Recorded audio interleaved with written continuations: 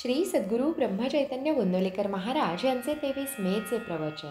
देवाकरिता स्वतःला विसरावे. तुम्ही स्वतःला दिवसातून एकदा तरी विसरता की नाही?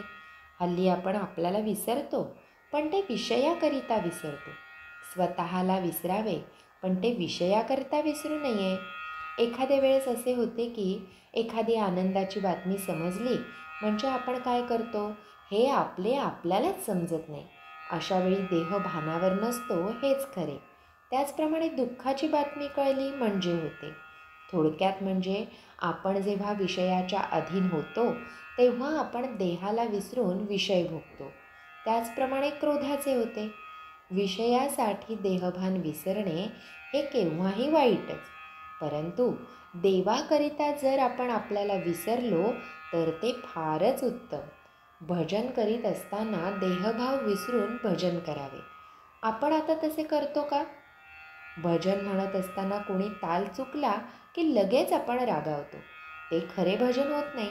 म्हणून भजन करताना मी देवापुढे आहे आणि तो आणि मी याच्याशिवाय दुसरे कोणी नाही असे मानूनच भजन करावे आणि तशी सवय ठेवावी, म्हणजे देहभाव विसरता येईल. संसारात आपण कोण हे न विसरता संसार करावा, म्हणजेच विषयाच्या अधीन केव्हाही न होता संसार करावा. स्वतःची आठवण ठेवून प्रपंच केला तर तो आपल्याला बाधक व्हायचा नाही. व्यवहारात काम, क्रोध, लोभ वगैरे सर्व काही असावे, पण आपण त्यांच्या स्वाधीन न होता त्यांना आपल्या ताब्यात ठेवून वागावे, म्हणजे देहभाव आपोआप नष्ट होऊन जाईल. हे सर्व साधायला परमेश्वराला शरण जाणे हा एकच सोपा मार्ग आहे आणि त्याकरिता नामस्मरणात राहणे हेच साधन आहे. कोणी 12 अन 12 24 वर्षे साधनात राहूनही काही काम झाले नाही असे म्हणतात आणि यात काही अर्थ नाही म्हणून सोडूनही देतात. तेव्हा अशा लोकातच अर्थ नसतो की गुरूत काही नसते? तर आपणच याला कारणीभूत असतो हे पक्के समजावे.